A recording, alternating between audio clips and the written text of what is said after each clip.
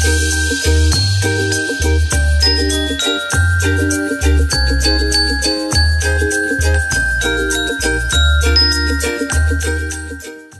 friends, welcome! Kumusta na po ang mga friends ko sa buong mundo, especially mga lolo at mga lola, saka sa mga mami. Pero bago ang lahat, don't forget to like and subscribe Elsa's Kitchen. I-share nyo po sa mga friends nyo at saka don't forget to ring the bell! Ang background ko ngayon, Christmas tree namin, may pinakamalaking kahon dito. Hindi ko alam kung kanino ito, exchange gift daw kami. Ang lulutuin ko po ngayon, matagal na po itong nauna pa po ito sa mga Jollibee, sa mga KFC. Nung araw ko, ang shop nito ay nasa yung pwesto ng landmark ngayon sa Makati. Kung hindi kayo nagtrabaho sa Makati during the 60s and 70s, hindi nyo po ito alam. Kasi yung mga panahon na yun, doon sila eh. Ito po yung Makati supermarket doon. Pagka galing ko sa trabaho, dadaan talaga ako doon. Mamimili ako sa supermarket and then dadaan ako sa coffee shop. Kakain talaga ako ng spaghetti. At saka yung spaghetti namin, pagpasko sa amin, sa bahay, sa mga anak ko lahat, ginagawa namin yan. For how many generations na yan? Ginagawa ko, ginagawa ng mga anak ko, ginagawa ng mga apo ko ngayon. Kasi nagagaya daw nila. Nagagaya ko raw. At ito po yung, kahit yung mga taga-Amerika, mga kaedad ko na nagtrabaho sila sa Makati. Alam nila yun kasi nakita ko yung mga write-ups sa internet. Sinasabi nila pag dumarating sila galing Amerika, talagang pumupunta sila ngayon kumain doon. Tsaka, meron pa rin naman po yung Makati Supermarket Shop, coffee shop. Doon na po sila sa May Madrigal sa Ayala, Alabang. Ito po ang gagamitin kong spaghetti. Pero pwede naman kahit ano tatak ng spaghetti. Pero for me, gusto ko lang ito. So ito 800 grams pero kalahati lang ang gagamitin ko. Ito po ang lalagay natin. Meron po ako tender juicy. I have here sweet ham. Lean ground beef. This is sausage. Sausage, ito. Dalawa nito. Tapos, mayroon po akong pork, ground pork. Brown sugar. Butter. Garlic. I have onion. Salt and pepper to taste. I have cheese here. Filipino cheese. Look at that. Yay! And tomato sauce. We have extra virgin olive oil. I have banana ketchup here. And UFC spaghetti sauce. At ipang sabaw-sabaw natin, maglalagay po ako ng 1 cup na 7-Up para masarap. Mag-umpisa na po tayo. Ilagay ko na po ang pasta dito sa kaserola. Mga ano yan, 10 minutes, malambot na siya. Ito po ang ating kawali. Iinitin na, melt natin ang butter. Melt na ang butter. Lagay natin ang garlic. This is garlic. Put the garlic. Okay. And then, after the garlic, the onion.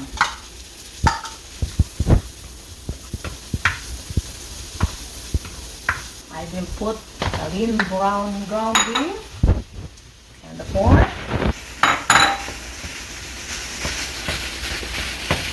You know, the style of the Makati supermarket, the spaghetti is very meaty, lots of meat. But they don't mix the spaghetti in the meat.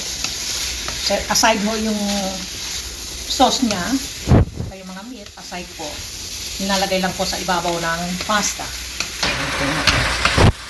Ito ang ating beef. Lalagyan po natin ito ngayon ng 1 cup.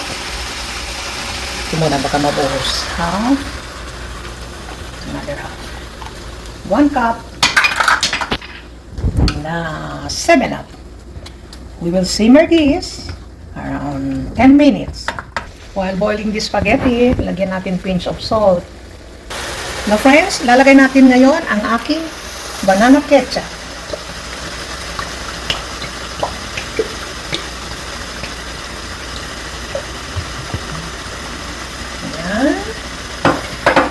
Then, itong tomato sauce, 1 cup.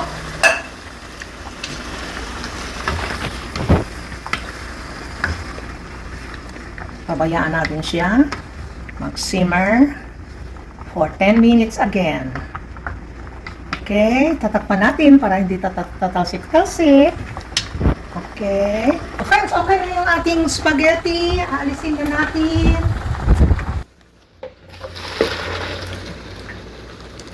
Facial. So, mayroon akong pasta water. Gagawin natin. Kukuha tayo ng 1 tablespoon na olive oil.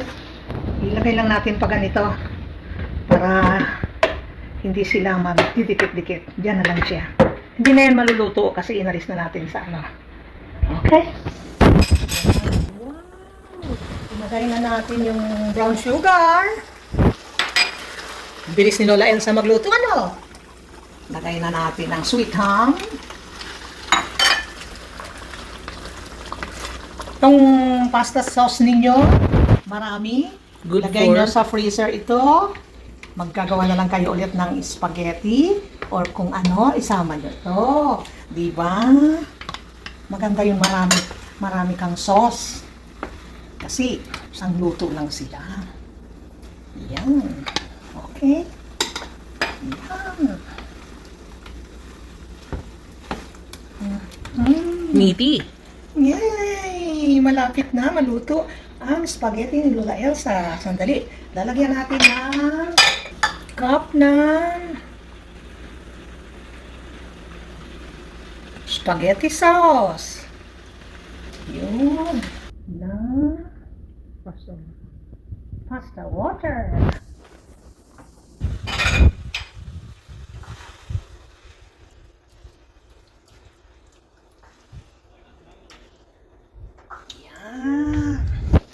Lalagyan natin ngayon ng konting pepper. Tapos salt. Yan.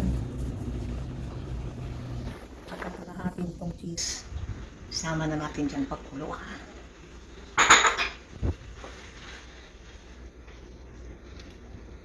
Kita nyo spaghetti ng Elsa's Kitchen. Sisimmer natin to. Kuluan natin ngayon. Kung namumula natin.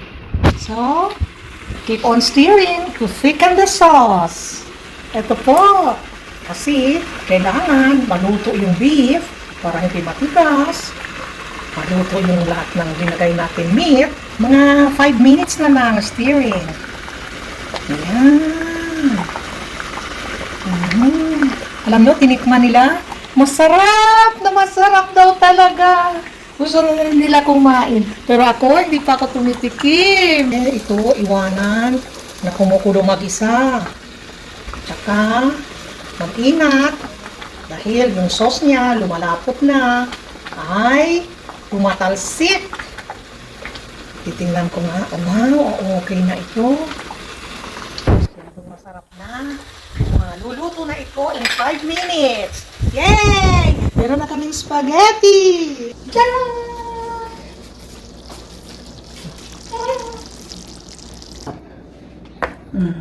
Look at that.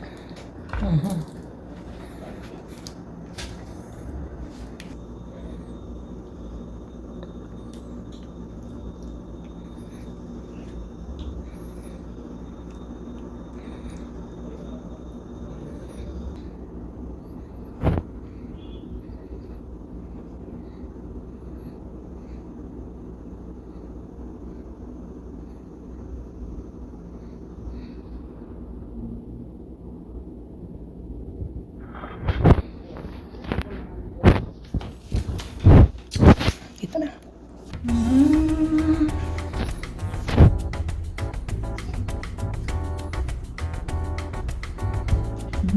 Sarap.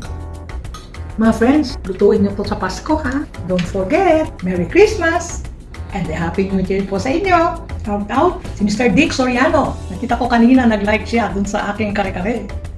Kaya Mr. Dick Soriano, salamat po. Thank you mga friends ko sa buong mundo. Si Lola Elsa nagluto ng spaghetti. Bye!